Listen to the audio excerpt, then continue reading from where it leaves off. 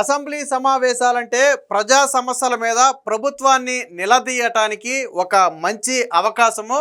సాధారణంగా ప్రతిపక్షం కూడా అసెంబ్లీ సమావేశాల కోసమే ఎదురు చూస్తారు. ఎందుకంటే అసెంబ్లీలో ప్రభుత్వాన్ని నిలదీయటానికి, ఇరకాటంలో పెట్టడానికి, ప్రజా సమస్యల మీద గళమెత్తడానికి ఒక మంచి అవకాశం ఉన్నటువంటి ప్లేసు. కానీ అలాంటి అసెంబ్లీ సమావేశాలకు జగన్మోహన్ రెడ్డి కానీ వాళ్ళ పార్టీ నాయకులు కానీ ఎవరు రాబోరు అని నిన్న ఒక తీర్మానం కూడా చేసుకున్నారు. అదేంటి, జగన్మోహన్ రెడ్డి రాకపోయాడు, మిగిలిన వాళ్ళు కూడా ఎందుకు రావట్లేదు అంటే అది జగన్మోహన్ రెడ్డికే తెలియాలి. వాస్తవానికి అసెంబ్లీ సమావేశాలకు జగన్మోహన్ రెడ్డి ప్రతిపక్ష హోదా ఇస్తేనే వస్తాను అని భీష్మించి కూర్చున్నాడు. ప్రతిపక్ష హోదా అనేది ప్రభుత్వం ఇచ్చేది కాదు, ప్రతిపక్ష హోదా అనేది ప్రజలు ఇచ్చేది. సో రాజ్యాంగం కూడా ప్రజలు 10% సీట్లు ఇస్తే ఆయనకి ప్రతిపక్ష హోదా వస్తుంది, లేకపోతే లేదని చెప్పి రాజ్యాంగంలోనే ఉంది. రాజ్యాంగం దాకా ఎందుకు? గతంలో తెలుగుదేశం పార్టీకి చెందినటువంటి 4 ఎమ్మెల్యేలను జగన్మోహన్ రెడ్డి లాక్కున్న తర్వాత ఇంకొక 2-3 ఎమ్మెల్యేలు నీ పార్టీ నుంచి బయటకు వచ్చారంటే నీకు ప్రతిపక్ష హోదా కూడా ఉండదు, గుర్తుపెట్టుకో చంద్రబాబు అని చెప్పి అప్పట్లో చంద్రబాబు గారిని జగన్మోహన్ రెడ్డి అసెంబ్లీ సాక్షిగా హెచ్చరించాడు. అంటే ఆయనే చెప్పాడు, ఇంకో 2-3 ఎమ్మెల్యేలు పోతే నీకు ప్రతిపక్ష హోదా ఉండదని. అలాంటిది సరే, తర్వాత కర్మ దేవుడు రాసిన రాత ఏంటో కానీ జగన్కు ప్రతిపక్ష హోదా లేకుండా పోయింది. ఈయన హైకోర్టుకి వెళ్ళాడు, అలాగే ఇక్కడ కూడా ప్రభుత్వానికి ఒక నోటీస్ ఇచ్చాడు. ఏమని? నాకు ప్రతిపక్ష హోదా ఇస్తేనే నేను వస్తా, నీకు ఎందుకు ప్రతిపక్ష హోదా ఇవ్వాలి అనే దానికి సమాధానం లేదు. కూటమి ప్రభుత్వం ఏం చెప్తుంది? మీరు అసెంబ్లీకి రండి, ఎంతసేపు కావాలో అంతసేపు మైక్ తీసుకుని మాట్లాడండి. కూటమి చెప్పేది అది. మీరు అసెంబ్లీ, నాకు ప్రతిపక్ష హోదా లేదు కాబట్టి నాకు మైక్ ఇవ్వరు, అందుకే నేను రాను అంటాడు జగన్మోహన్ రెడ్డి. అసలు మైక్ ఇవ్వకుండా జరగదు కదా. నీకు మామూలుగా ఒక్కొక్క మనిషికి 15 గంట, 20 నిమిషాలు, అరగంట ఎంతో సమయం ఉంటుంది. నీకు 10 మందికి 10 పావు గంటలు ఇస్తే ఎంత సమయం వస్తుందో మీరు ఆలోచించండి ఒకసారి. 10 మందికి 10 పావు గంటలు ఇస్తే ఎంత సమయం వస్తుంది వాళ్ళకి? అసలు మీరు వెళ్ళి మీకు మైక్ కట్ చేస్తే మీరు బయటకు వచ్చి చెప్పొచ్చు ప్రజలకి, అదిగో మేము అసెంబ్లీ సమావేశాలకు వెళ్ళాము, సమస్యల మీద ప్రశ్నిస్తుంటే మా మైక్ కట్ చేసి మాకు సమయం ఇవ్వట్లేదని చెప్పి మీరు బయటకు వచ్చి మాట్లాడొచ్చు. కానీ అసెంబ్లీకే వెళ్లకుండా జగన్మోహన్ రెడ్డి తప్పించుకు తిరుగుతుంటే మరి నిన్న మొన్నటి వరకు డిఎస్సి మీద ఎంత పెద్ద రాద్ధాంతం చేశారు. మరి ఇదే డిఎస్సి మీద అసెంబ్లీలో పోరాడొచ్చు కదా. డిఎస్సిలో లీక్ జరిగింది, స్కామ్ జరిగింది, అవినీతి జరిగిందని చెప్పి మీరు మాట్లాడారు కదా.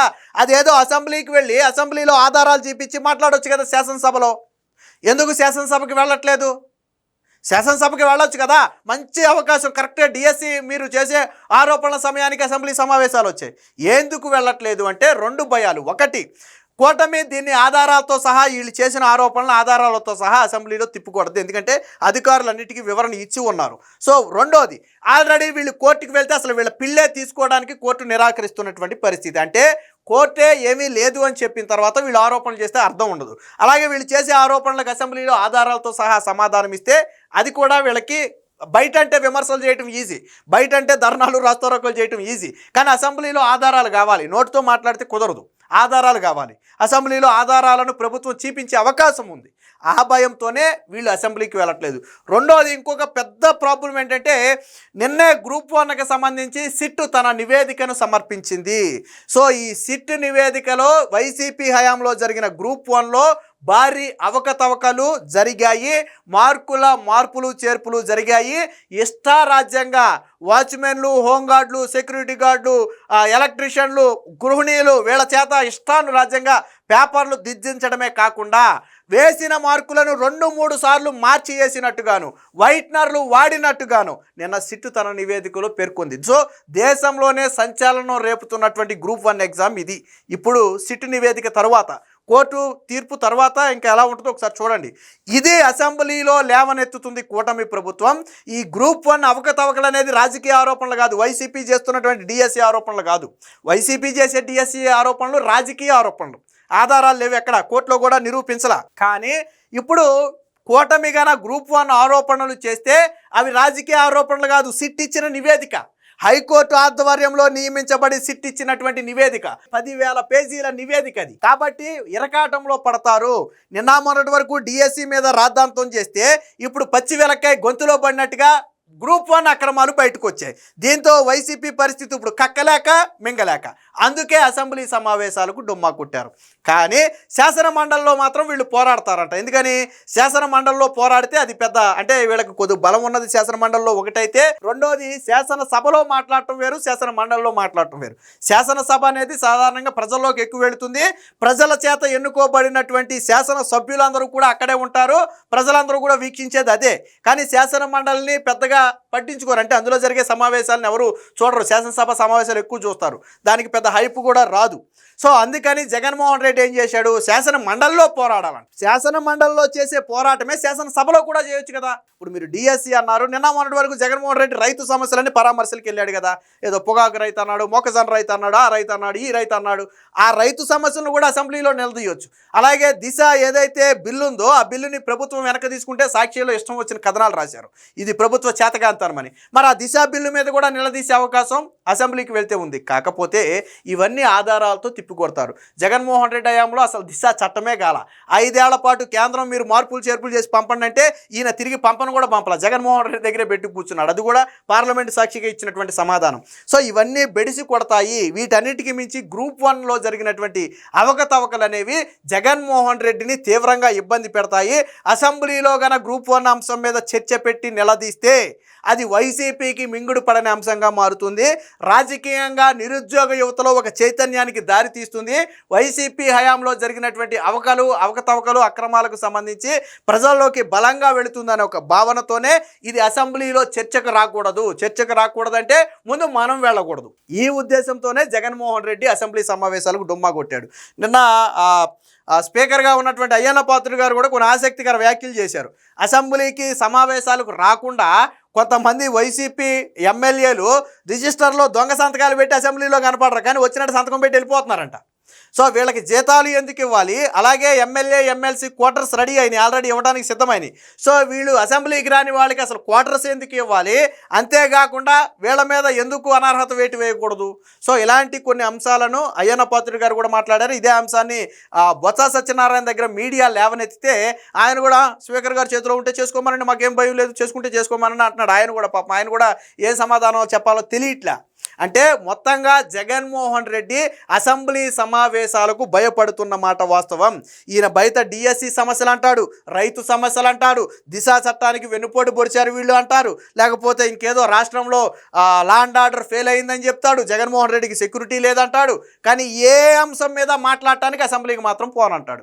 అన్నిటికీ మించి డిఎస్సి మీద స్కామ్ జరిగింది, లీక్ జరిగింది, అవినీతి జరిగిందని గొంతు చించుకుంటున్నారు.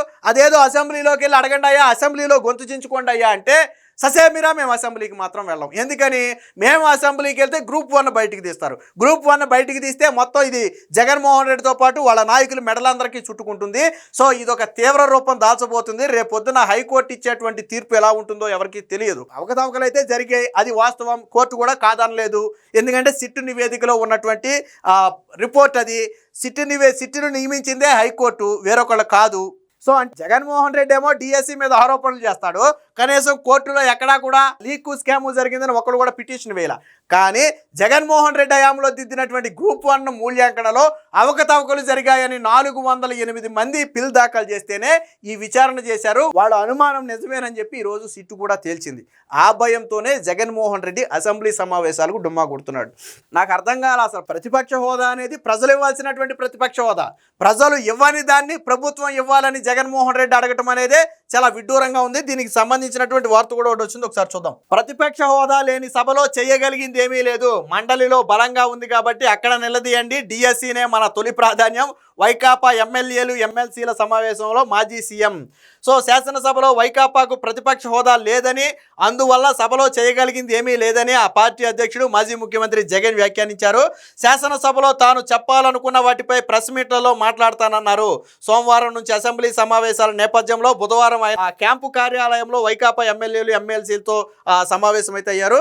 ఇక్కడ జగన్మోహన్ రెడ్డి ఏమంటాడంటే నేను ప్రెస్ మీట్లో మాట్లాడతా అంటాడు. పోనీ ప్రభుత్వానికి ఇదిగో జగన్మోహన్ రెడ్డి అసెంబ్లీకి వస్తాడు, లేదా మా నాయకులు అసెంబ్లీకి వస్తారు, మాకు ఇంత సమయం మైక్ కావాలని ఒక మాట అడగండి, కూటమిని మాకు ఒక 2 గంటల మైక్ ఇవ్వండి, లేదా 3 గంటల మైక్ ఇవ్వండి అని చెప్పి వాళ్ళని అడగండి. వాళ్ళు కన్నా మైక్ ఇవ్వనంటే గతంలో పవన్ కళ్యాణ్ మాట చెప్పాడు, ఏమని, మీరు మైక్ ఎవరు అని మీరు ఆరోపణలు చేస్తున్నారు, మీరు వస్తే కదా మైక్ ఇస్తారో లేదో తెలిసేది, మీరు సభకే రాకుండా ఆరోపణలు చేయడం ఎంతవరకు కరెక్ట్ అని గతంలో పవన్ కళ్యాణ్ కూడా ఆరోపించాడు. అది నేను అనేది కూడా అదే, మీరు ముందు వెళ్ళండి, నిజంగా మీకు వాళ్ళు మైక్ ఇవ్వకపోతే ప్రజల దగ్గరకు వచ్చి అదే చెప్పండి, ఇదిగో మేము అసెంబ్లీకి వెళ్ళాం, మేము సమస్యల మీద మాట్లాడుతుంటే మాకు మైక్ ఇవ్వట్లా, అదే మాట ప్రజలకు వచ్చి చెప్పండి, అప్పుడు ప్రజలు మిమ్మల్ని నమ్ముతారు. మీరు శాసనసభకు మేము వెళ్ళట్లేదు అంటే ప్రజలు యాక్సెప్ట్ చేస్తారు. కానీ మీరు శాసనసభలో అడిగే పెట్టకుండా మాకు మైక్ ఇవ్వట్లేదు, మాకు మర్యాదలు చేయట్లేదు, మమ్మల్ని ఎవరు పట్టించుకోవట్లేదు, చిన్నపిల్లల్లాగా ఏంటిది?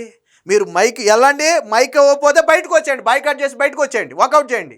మాకు మైక్ ఇవ్వలేదు కాబట్టి మేము వెళ్ళిపోతున్నాం. బయటకు వచ్చి ప్రజలకు చెప్పండి, ఇదిగో మాకు మైక్ ఇవ్వాల. మీరు మేము ఇస్తాంరా మొర్రో రండి అని చెప్పి వాళ్ళు చెప్తుంటే వీళ్ళు సభకే వెళ్లకుండా మాకు మైక్ ఇవ్వరు కాబట్టి నేను మాట్లాడటం కుదరదు. ముఖ్యంగా జగన్మోహన్ రెడ్డి చిన్నపిల్లవాళ్ళలాగా నేను ప్రెస్ మీట్లో మాట్లాడతా, సమస్యల మీద గళమెత్తుతా, అదేదో అసెంబ్లీలో గళమెత్తు. ప్రెస్ మీట్లో మాట్లాడితే రోజు మాట్లాడేది ఎవడు దిగుతాడు?